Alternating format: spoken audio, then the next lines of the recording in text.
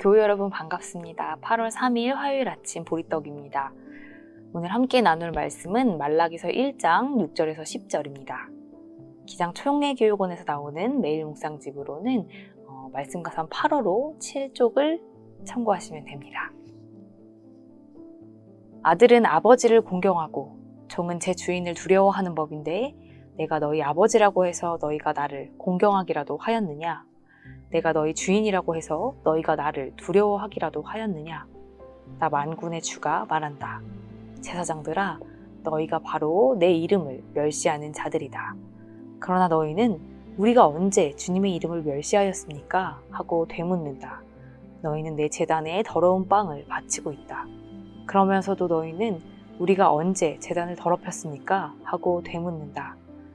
너희는 나 주에게 아무렇게나 상을 차려주어도 된다고 생각한다.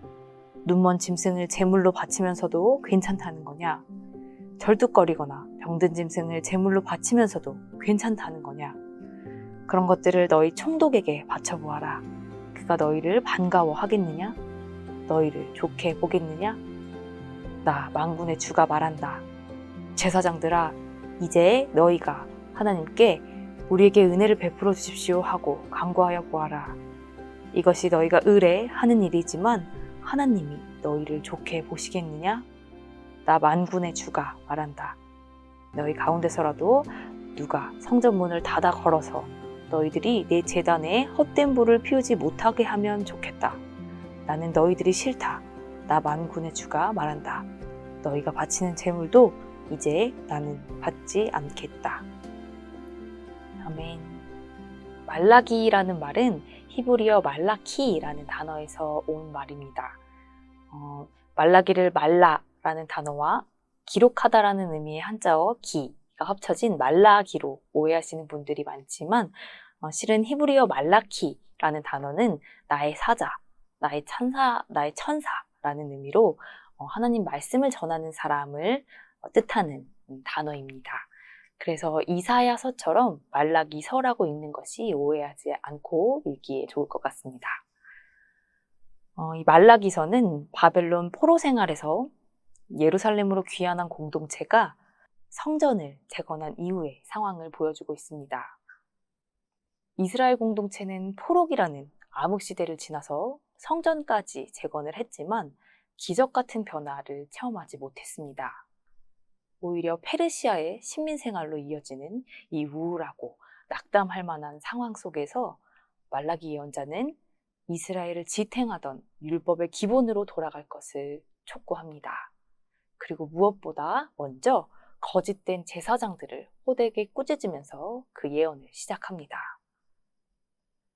식민지 시절을 겪고 있던 제사장들은 총독에게는 가장 좋은 것을 바치면서 아부하고 하나님께는 쓸모없는 것들, 별로 귀하지 않은 것들을 바치며 제사를 지냈습니다. 하나님을 의지하고 하나님을 섬긴다는 자들이 하나님께는 별로 소중하지도 않은 것, 있으나 없으나 한 것들만을 바치면서 자신의 출세와 안녕을 위한 일들에는 열심을 다하는 모습, 그것이 당시 제사장들의 모습이었습니다. 6절을 살펴보니 제사장들은 우리가 언제 하나님의 이름을 멸시하였느냐고 반문합니다. 공동번역으로 6절을 읽어보면 제사장들은 우리가 하나님의 이름을 함부로 부르다니요 당치도 않습니다 하고 뻔뻔하게 말합니다. 이 책망을 들은 제사장들이 어느 정도 억울한 지점이 있는지도 모르겠습니다.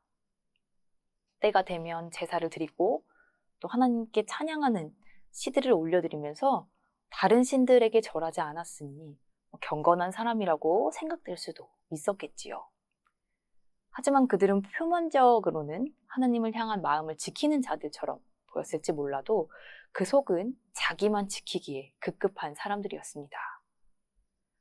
그들은 자기 자신을 위해 일하면서 하나님을 위해 일하는 것이라고, 하나님의 영광을 위해 일하는 것이라고 여겼고, 하나님을 신뢰한다고 하면서도 하나님이 주신 가치들을 온전히 신뢰하지 못했습니다.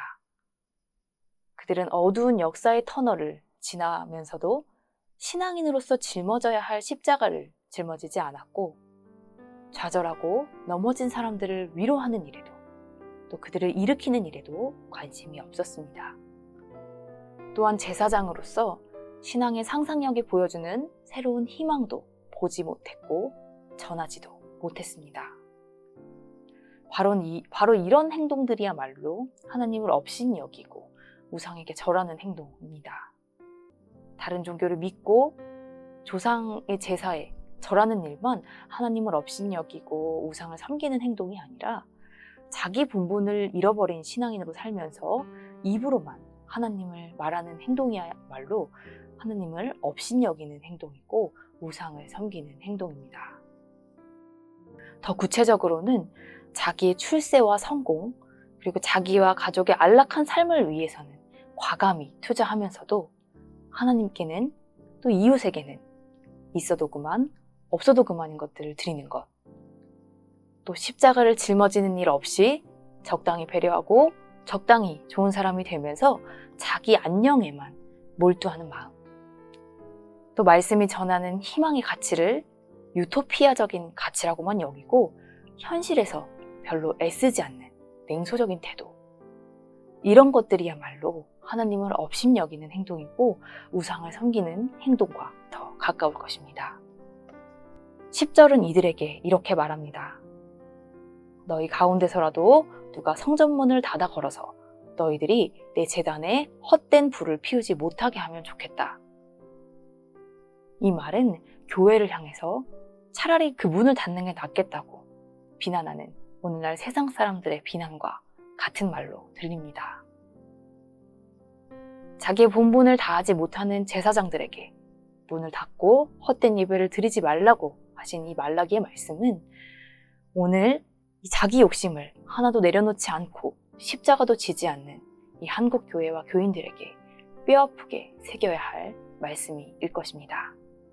테레사 수녀님의 시 중에는 가장 좋은 것을 주라는 시가 있습니다.